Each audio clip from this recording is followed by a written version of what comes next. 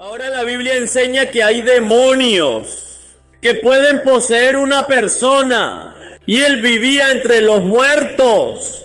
Este hombre estaba poseído por un espíritu inmundo y vivía entre otras personas con espíritus inmundos. Estaba espiritualmente muerto y en la miseria. Y la miseria, el diablo paga su salario con miseria. Si el diablo paga, le sirves. Vivir separados de Dios. Quizás vivas en una buena casa. Puede que tengas todo lo que te trae placer y felicidad y dinero, pero en el fondo no estás seguro de conocer a Cristo. Algo está mal. Eventualmente el diablo te pagará porque has descuidado a Cristo y entregado tu vida al diablo. Aunque no era tu intención, simplemente lo hiciste por negligencia, verás. Estás atormentado. Tu conciencia está atormentada. Conciencia actúa como sal en la herida, como un látigo en tu espalda, rebelde. Muchos en la prensa cuentan la historia de su tormento por los vicios. ¿Qué tengo yo que ver contigo? Jesús, Hijo del Dios Altísimo. No nos atormentes, mucha gente dice que tengo que ver contigo, Jesús. Y eso es lo que dijo este hombre, ¿qué tengo que ver contigo? Un trabajador dirá, bueno, estoy demasiado ocupado para venir a Cristo. Un hombre rico dice que la religión es para los pobres. Un intelectual dice que es para los incultos. Un hombre común dice que no puede entenderlo. El radical dice que no es suficiente. Te guste o no, algún día tendrás algo que ver con Dios en el juicio. Ante mí se doblará toda rodilla y toda lengua confesará que Jesucristo es el Señor. Te guste o no, algún día te inclinarás. Algún día veremos a todos estos grandes hombres. Se inclinarán, se arrodillarán. Veremos a Hitler, veremos a Stan Lee, veremos a Mao. Se inclinarán y dirán, Jesucristo es el Señor. Y el Señor les dirá, apartésen de mí, hacedores de maldad. Y los enviará al lago de fuego y azufre, por cuanto no se arrepintieron cuando me llevaron a algunas de estas áreas en el área de Filadelfia. De gente desfavorecida, gente que no tiene tanto como quizás otras personas, tal vez algunos de ellos involucrados en ciertos tipos de delitos, pero hay gente en los suburbios, simplemente como ellos, simplemente viven en mejores hogares, tal vez conducen un mejor automóvil, pero sus corazones y almas están atormentados por su propia conciencia. Pero Jesús se mueve entre ambos grupos. Se movían de los ricos, se movía entre los pobres. Y no tenía miedo, siempre tierno, siempre amando. Y le preguntó a este hombre y le dijo, ¿cómo te llamas? Y el demonio respondió, mi nombre es Legionio, porque somos muchos los que ocupamos la vida y el corazón de este hombre. Y hoy hay muchos demonios. El demonio de la perversión sexual, el demonio de la mentira, el demonio de la ira, los demonios de los vicios, el demonio del alcohol, el demonio del sexo que se nos va de las manos. No puedes sacártelo de la cabeza. No puedes escapar de él, está en todas partes. Miras un puesto de revistas y ves sexo a cada paso. Enciendes la televisión y hay sexo. Vas al cine y hay sexo y malas palabras. Y si quieres ver una buena imagen, a veces tienes que sentarte a ver media docena de ese tipo de imágenes para ver una buena. Y hoy en día es difícil encontrar incluso una buena imagen, una buena película, porque parece que todos están llenos de estos pecados que la Biblia enseña que vienen del diablo. María Magdalena tenía 7 demonios. Y este hombre estaba lleno de espíritus malignos. Y algunos de ustedes son así aquí esta noche. Cedes ante la tentación. ¿Y te resulta más fácil ceder la próxima vez? Te conviertes en un esclavo de la lujuria, la pasión y tu propia naturaleza malvada. Jesús le dice a este hombre con voz de autoridad. Jesús le dijo, sal de este hombre. Esta misma voz que utilizaba para calmar la tormenta y el mar, dice, suelte a este hombre. Y de inmediato se produjo un cambio en ese hombrero. Sus músculos se relajaron, las piedras cayeron de sus manos, la expresión salvaje de su rostro desapareció. Llegó una mirada de la razón. La humanidad fue restaurada. Un discípulo se inclinó y le limpió la sangre de la cara. Otro lo vistió y le puso la ropa. Y hubo 3 oraciones que se realizaron en esta historia. Y solo una fue respondida. La primera oración vino de los demonios. Había 2000 cerdos que se alimentaban en el campo, en lo alto del acantilado, y estaban vigilados por pastores.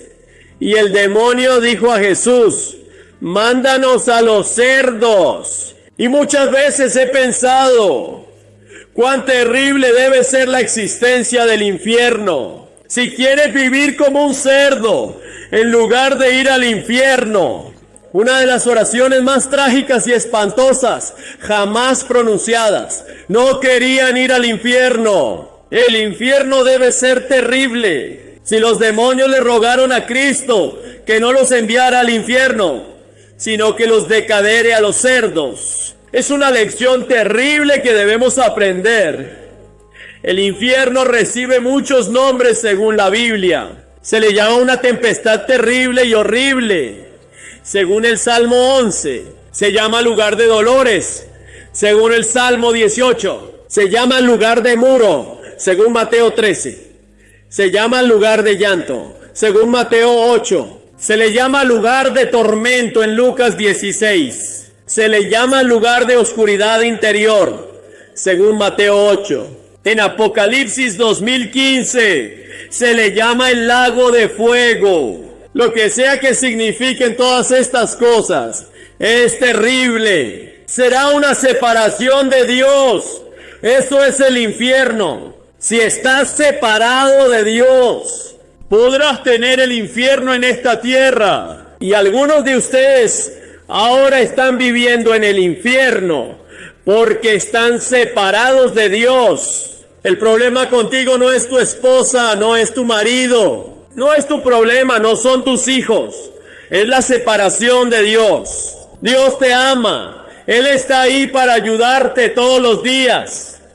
Él murió en la cruz por ti porque Él te ama. Y luego la segunda oración fue la oración del pueblo. Estos pastores se apresuraron a ir a la ciudad para informar a la gente que los cerdos habían sufrido una terrible catástrofe. De ahí se ganaba la vida de los cerdos. Y esos cerdos se ahogaron y vienen y ven al hombre transformado. Pero lo único que podían pensar era en la pérdida de dinero. Y le rogaron a Cristo que abandonara su país.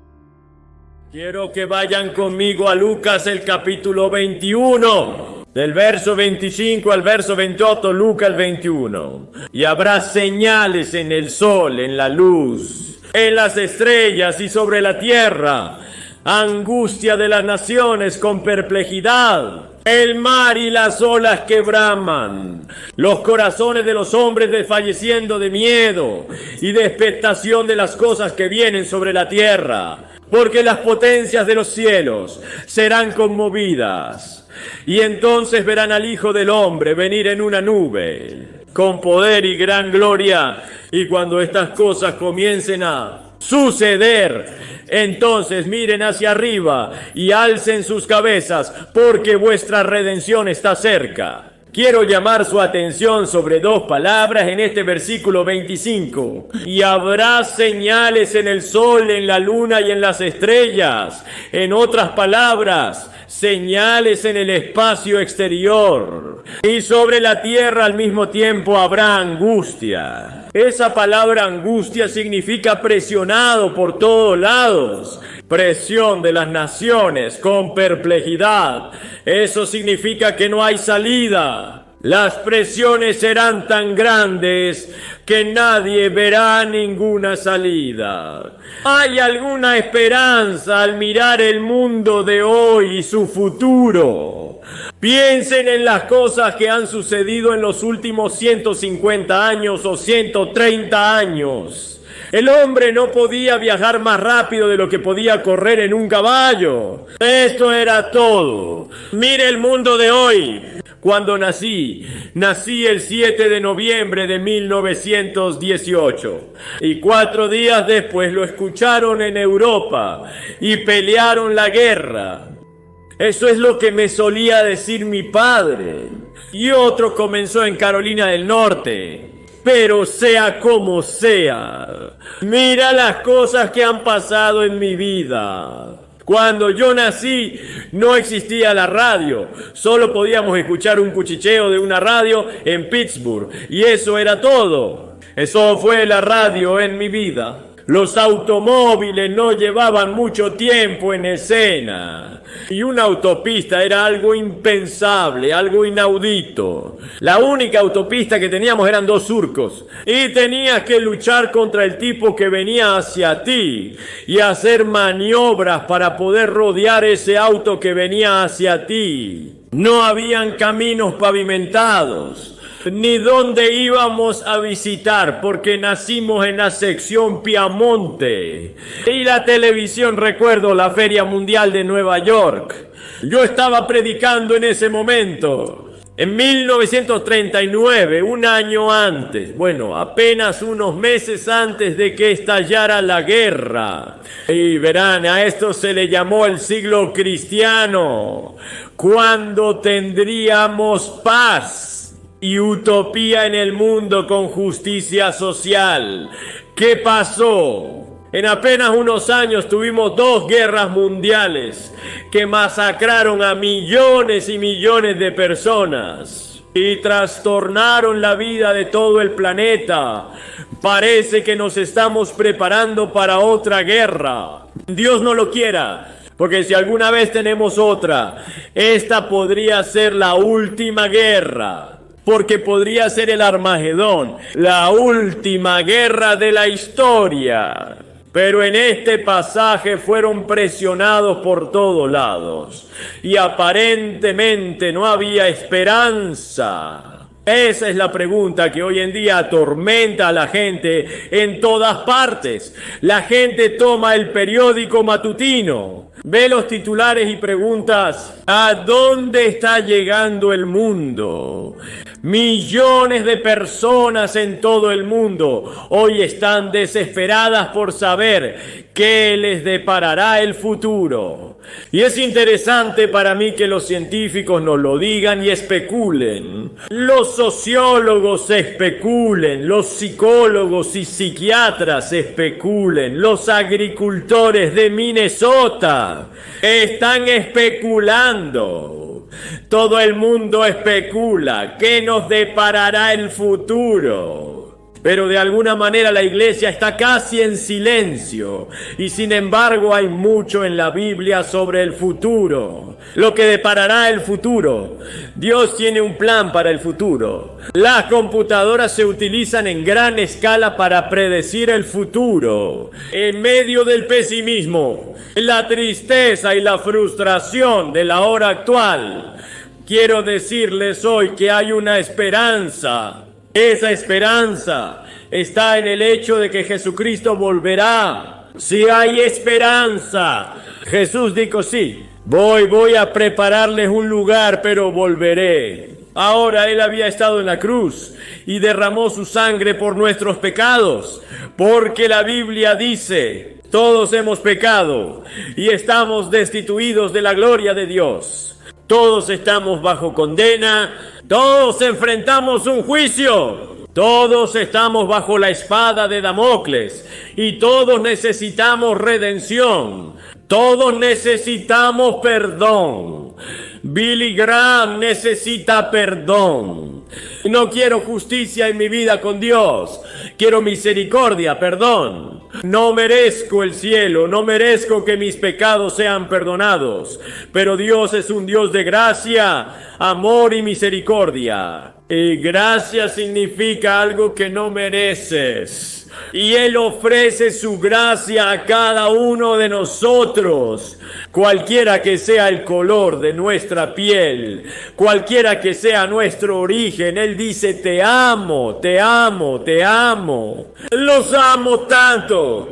Estuve dispuesto a entregar a mi hijo en la cruz para morir por ustedes. Y Jesucristo murió por nosotros. Y Dios cargó sobre Él todos nuestros pecados. Y vamos a ir al cielo por lo que Cristo hizo en esa cruz. Pero resucitó, pero también resucitó. Y luego, después de haber muerto en la cruz, resucitado de entre los muertos, y ascendió al regreso del Padre.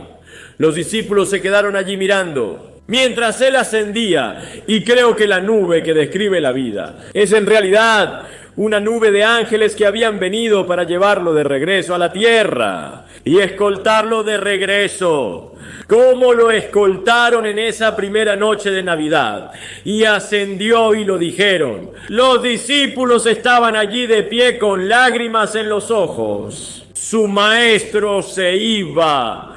Jesús se alejaba de ellos de regreso al Padre Celestial. Y junto a ellos estaban dos hombres vestidos de blanco, dos grandes ángeles, y le dijeron, varones Galileos, ¿por qué estáis aquí mirando al cielo? Este mismo Jesús que veis subir al cielo, así vendrá de la misma manera. Él está regresando. Y fue el hecho de la resurrección y la venida otra vez de Cristo que salieron a trastornar el mundo.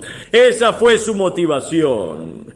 Tenían en su interior la esperanza de que la muerte y el infierno habían sido conquistados y que algún día habría paz y justicia en el mundo. Sin esperanza el mundo no podría continuar. Emil Brunner fue un gran teólogo en Suiza y un maravilloso amigo nuestro y un gran estímulo para mí como predicador. Y una vez dijo, lo que es el oxígeno para los pulmones, así es la esperanza para el sentido de la vida. Nadie puede vivir sin esperanza, dijo el presidente Kennedy. Queda por ver si la civilización será reparada antes de que termine. La canción estadounidense favorita de Wilson Charles Scherer, tienes que ver conmigo la gloria que viene del Señor. Quiero que vayan conmigo al capítulo 12 del Evangelio de Mateo. Capítulo 12 del Evangelio de Mateo, versículo 38.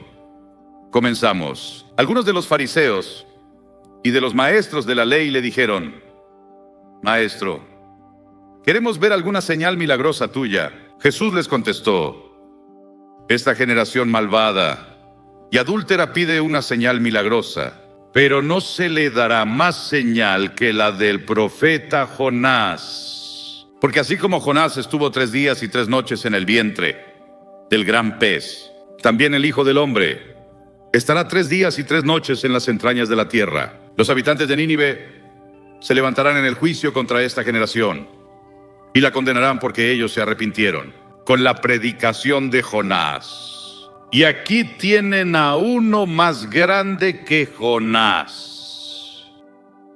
En este pasaje, que se refiere al pequeño libro de Jonás, solo hay 4 capítulos en ese libro. Es uno de los libros más controversiales en la Biblia, pero también es uno de los más emocionantes e interesantes libros en la Biblia, desde principio a fin, y está lleno de emoción, pero también lleno del Evangelio. Él estaba apuntando al Evangelio, cuando Cristo vendría y moriría en la cruz, y pasaría 3 días y 3 noches en la tumba, y resucitaría de entre los muertos. Estábamos en Florida, después de que Andrew los golpeó. Fuimos a South Dade. Hicimos un servicio llamado el Servicio de la Esperanza. Para las personas ahí, Jesse Jackson estaba allí. Llegó y se sentó en la plataforma y rezó.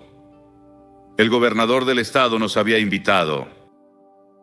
Y vimos una devastación como nunca antes habíamos visto en ninguna parte. No creo que ni en Hiroshima o Nagasaki en Japón hubieran sufrido peor que lo que ves hoy en el sur de Florida. Pero parece que muchas tormentas y huracanes vendrán este año, y otros se formarán en otros lugares. Luego leemos sobre Guam y la tormenta que impactó a Francia y Gran Bretaña hace solo 3 o 4 días, que dejó una terrible devastación en el sur de Francia. Y aquí estos fariseos, saduceos y líderes religiosos escuchaban a Jesús y le pedían un signo. Dijeron: Señor, danos un signo. ¿Qué tipo de señal nos mostrarás de que tú eres realmente el Hijo de Dios? Realizas esos milagros, pero danos una señal genuina. Y Jesús dijo: son una generación malvada y adúltera, y están buscando una señal, y quieren un espectáculo que pruebe que soy el Hijo de Dios. Pero la única señal que tendrán, estarán leyendo el libro de Jonás. Hace años, una historia de primera plana, en un periódico, decía que un tiburón de 2 toneladas había sido atrapado por un australiano. Tal vez fue Cocodrilo Dundee. Y también en Australia un hombre fue perseguido por un cocodrilo asesino que lo atrapó y lo cortó en 8 pedazos. Hicimos una película en Australia hace tiempo llamada La sombra del boomerang, y había una hermosa jovencita que era la estrella de la película. Y cuando nos fuimos, ella fue a nadar con su novio en una de las playas y estaba a cerca de 1 metro del agua disfrutándolo, y llegó un tiburón y le arrancó la pierna, y antes de que consiguieran ayuda, ella murió. Esta ha sido llamada la historia del pez, pero es más que eso. Es una historia real. Es la historia que Jesús mismo mencionó. Él dio testimonio de eso. Hay 300 tipos diferentes de tiburones. Pero la Biblia no dice que Jonás fue tragado por una ballena. Dice que Jonás fue salvado, no destruido por un gran pez. Y lo creo porque la Biblia lo menciona y Jesús lo autenticó. Con todas las cosas que están pasando en el mundo biológico hoy, las personas tienen mucho menos dificultad en creer los hechos de esta historia que hace 50 años. Dios estaba con Jonás, que vivía en la parte norte de Israel. Y las Escrituras dicen, en el primer versículo de Jonás: la palabra del Señor vino a Jonás. La palabra del Señor vino a Jonás. Pero a Jonás no le gustó el llamado que le dieron. Dios dijo: quiero que vayas a Nínive, esa gran malvada ciudad, capital del imperio más poderoso en el mundo. Y quiero que vayas a predicarles, y a predicar arrepentimiento, y a decirles que si no se arrepienten voy a destruirlos. A Jonás no le agradó. No quería a los ninivitas, porque los ninivitas llegaban con sus ejércitos, y eran personas muy crueles. La historia nos dice que estaban entre las personas más brutales de la historia, y la forma en que trataban a sus prisioneros era algo lo que no se repetiría desde la plataforma. Era tan espantoso y terrible que Jonás no los quería. De hecho, él los odiaba. y dijo: no voy a ir, Señor. Él fue a Jope, compró un boleto y abordó un barco hacia Tarsis, que se encuentra al otro lado de España. Y mientras estuvo en el barco, llegó una tormenta, un huracán les pegó, y los marineros se asustaron. Creyeron que iban a morir y dijeron: algo anda mal. Comenzaron a orar a sus diferentes dioses. Y el capitán bajó al casco del barco y vio a Jonás acostado ahí durmiendo. Y el capitán se dio cuenta de que algo estaba mal, porque él oyó que Jonás estaba huyendo de su Dios. Y el capitán lo despertó. Y los marineros luego echaron la carga. Decidieron que junto con Jonás, él admitió que él estaba mal. Y dijeron: ¿qué haremos contigo? Él dijo: lánzame por la borda. Y cuando se caiga por la borda, el mar se calmará. El salmista dijo: ¿a dónde podría alejarme de tu espíritu? ¿A dónde podría huir de tu presencia? Jonás no podía huir de Dios. El diablo siempre tendrá un barco listo cuando alguien quiera escapar de Dios. Jonás pensó que había pagado el pasaje, y el capitán del barco pensó lo mismo. Ambos cometieron un error. El pasaje más costoso que se paga es cuando navegas lejos de Dios. Entonces, si pagas un precio, la paga del pecado es la muerte. Cuentan la historia de Aaron Burr, quien estaba en Princeton y fue a una reunión evangelística y tuvo la convicción de pecado por 2 semanas y se puso bajo las estrellas una noche y dijo: Dios, no soporto esta convicción de la adicción que pusiste en mí, de mis pecados. Si me dejas en paz, nunca te molestaré.